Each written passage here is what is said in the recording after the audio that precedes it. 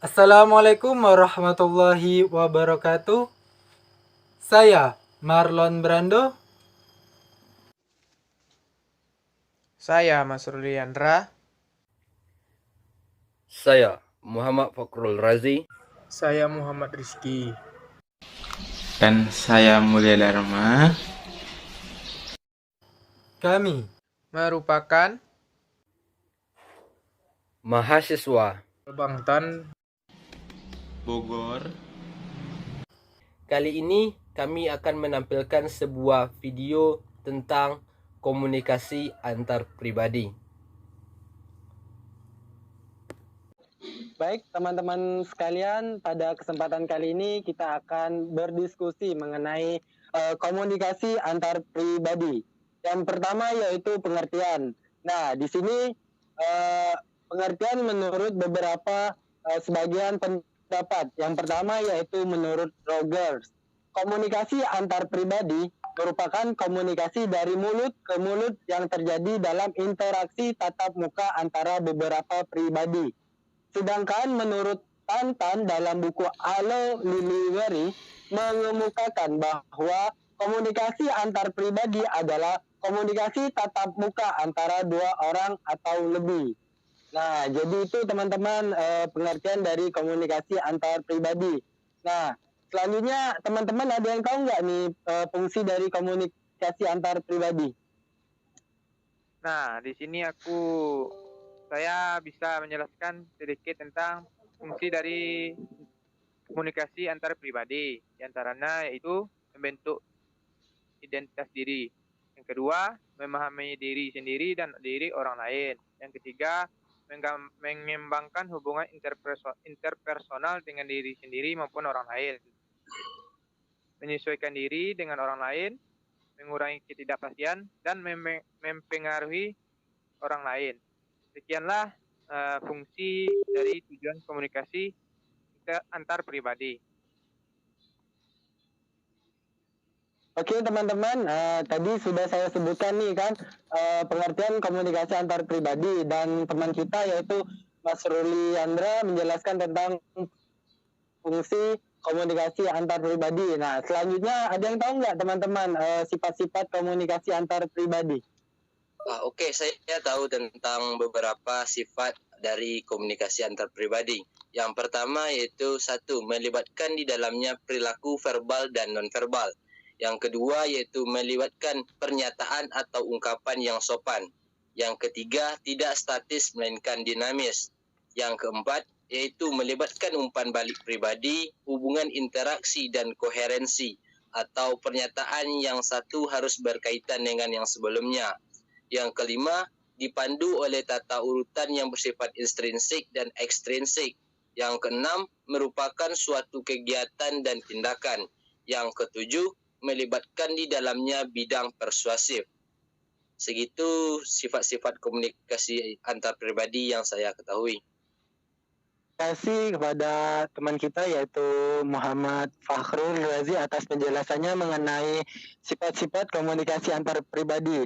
Nah, tadi sepertinya teman kita Muhammad terkena Dharma.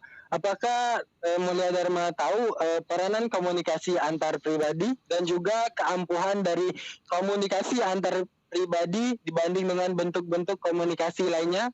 Baik, sedikit saya jelaskan yaitu tentang peranan komunikasi antar pribadi. Nah, menurut Izin Mulia Dharma, suaranya masih di mute. Oh iya. Baik, apakah sudah terdengar suara saya dengan jelas? Siap, terdengar. Ya, baik. Di sini saya ingin menjelaskan sedikit yaitu tentang peranan komunikasi antar pribadi. Nah, menurut Johnson menunjukkan bahwa peranan yang disumbangkan oleh komunikasi antar pribadi dalam rangka menciptakan kebahagiaan hidup manusia, yakini komunikasi antar pribadi membantu perkembangan intelektual dan sosial kita. Nah, perkembangan ini kita ketahui sejak masa bayi sampai masa dewasa, yaitu mengikuti pola semakin meluasnya ketergantungan kita pada orang lain. Nah, baik, selanjutnya yaitu saya ingin menjelaskan tentang keampuhan dari komunikasi antar pribadi dibandingkan dengan bentuk-bentuk komunikasi lainnya. Komunikasi antar pribadi dinilai paling ampuh dalam kegiatan mengubah sikap, kepercayaan, opini, dan perilaku komunikan. Alasannya dapat diberikan sebagai berikut. Komunikasi antar pribadi umumnya yaitu berlangsung secara tatap muka atau face to face. Oleh karena itu, individu atau komunikator dengan individu lainnya yang disebut komunikan, saling bertatap muka, maka terjadilah kontak pribadi atau personal contact.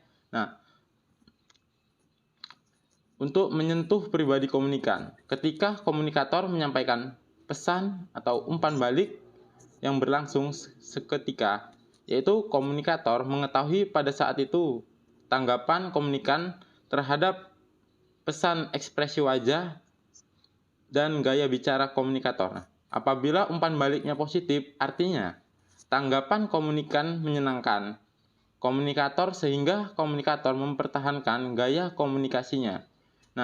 Sebaliknya, jika tanggapan komunikan negatif, maka komunikator harus mengubah gaya komunikasinya sampai berhasil.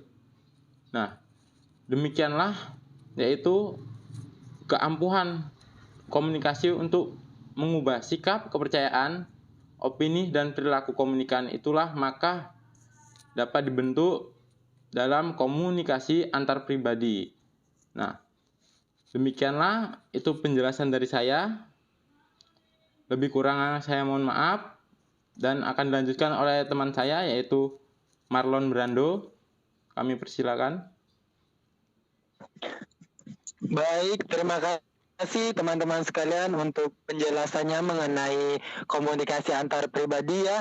Mulai dari saya, pengertian, yaitu Mas Ruli, fungsi komunikasi antar pribadi, Muhammad Fahrul Razi, sifat-sifat komunikasi antar pribadi, dan seharusnya yang tadi menjelaskan tentang peran komunikasi antar pribadi, Muhammad Rizky ya.